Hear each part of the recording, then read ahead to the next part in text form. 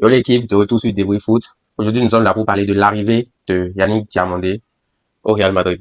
Ouais, l'arrivée, bon, en tout cas, je pense que c'est déjà effectif, hein, l'arrivée de Diamandé au Real, qui est une très bonne recrue pour tout fan madrilène en ce moment.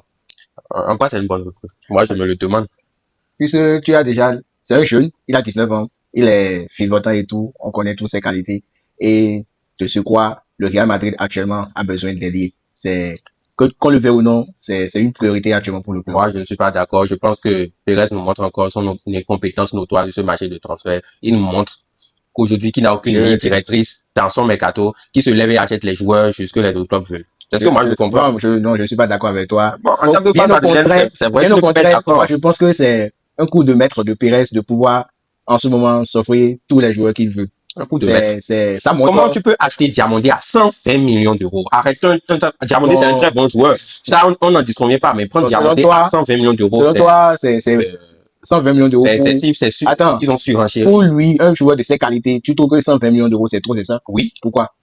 Le PSG a été sur ce joueur. C'est normalement le PSG qui doit recruter ce joueur. Il a fait la première offre autour des 80 millions. Mais le Real vient, il dépose 100 millions, et d'un coup, après 120 millions, mais c'est le marché, le marché de transfert qui se passe comme ça. Non. Ça passe partout, tu as des situations comme ça. Laisse-moi te dire ce que Pérez est en train de faire. Tu es obligé de renchérir pour pouvoir offrir et non, oui, tu peux renchérir sur 10 millions après, mais pas sur 40 millions comme ça.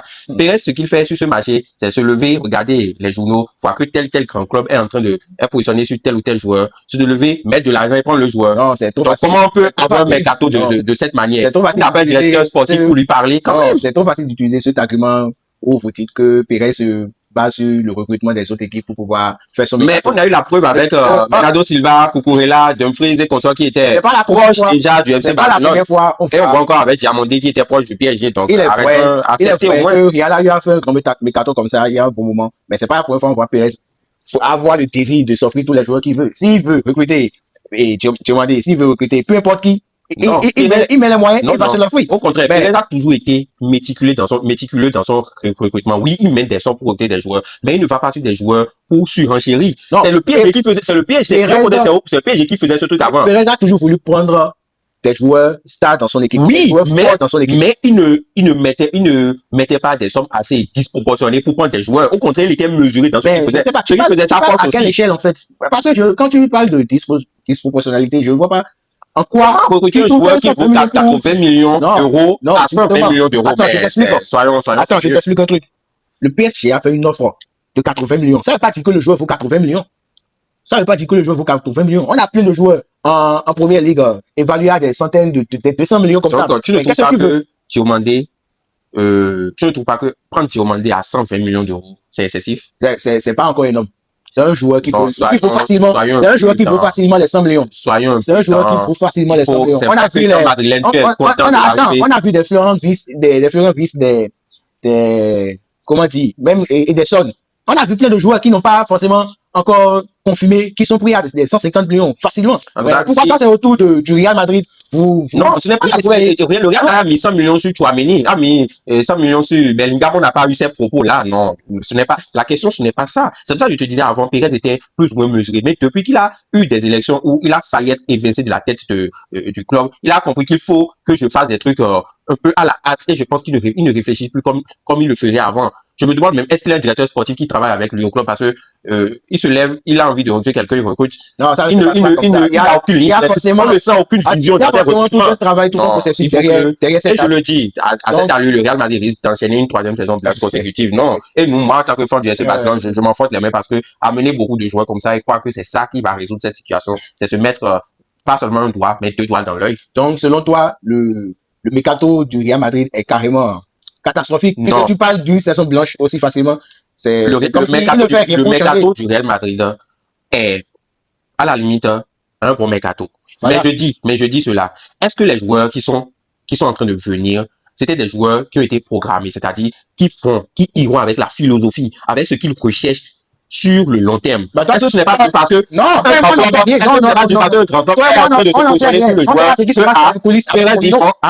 doit le prendre aussi, on va le prendre, mais actuellement, je suppose que le gars a fait quoi? 5 à 6 recrutements. il y a pas que ces 6 joueurs sur le marché actuellement, non. Il y a plein de joueurs, mais ils ont préféré. C'est parce que tous les grands noms du marché, ils sont allés sur Javi. Donc, je crois que, bon, on a vu sur ce mercato, l'ambition de Pérez de montrer qu'il est toujours l'ancien, c'est-à-dire qu'il est toujours Pérez, en fait. Si tu veux. Et c'est ça qui a mis encore plus ce Real dans cette surenchère. Moi, je vais te donner la raison de ce mercato. La raison, c'est pure et simplement parce que il y a un nouveau leader à la tête de ce Real Madrid qui est bel et bien José Mourinho.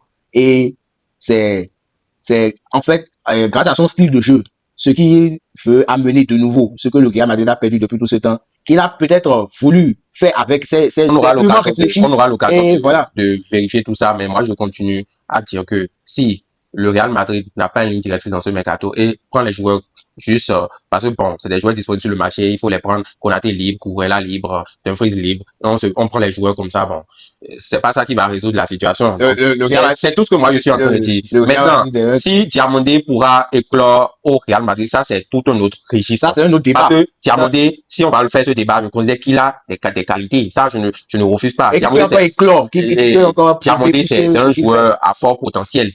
Là n'est pas le souci. Il peut apporter de la vivacité en temps, surtout sur le côté où il a été recruté, où depuis le départ de Bale, il n'a pas un véritable ailier. Je rappelle même, est polyvalent, il peut jouer des deux côtés. Donc là n'est pas la question, mais est-ce qu'il pourra se fondre dans cet effectif? Est-ce qu'il va avec la ligne directrice de ce nouveau coach? Bon, ça, ce sont des interrogations qui, moi, je pense, ne coordonnent pas. Moi, je pense que en fait, il aura forcément un problème. Et le problème majeur, c'est pas déjà être dans la ligne directrice du coach. Non, moi, je pense que c'est d'abord la pression de jouer au Real Madrid.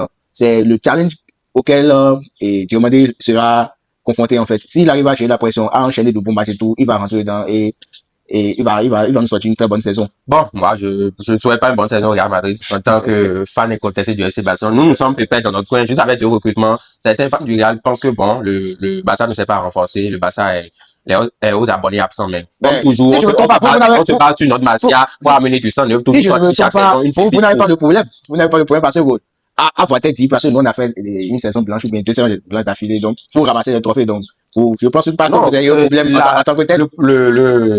Le souci avec les clubs, c'est qu'il faut se renforcer à chaque saison. Avec la manière de jouer densifiée qui use beaucoup les joueurs et le départ de Lewandowski, on sait tous que le Barça doit se renforcer. Donc ce n'est pas, mais ce que nous faisons, je peux trouver de plus ou moins.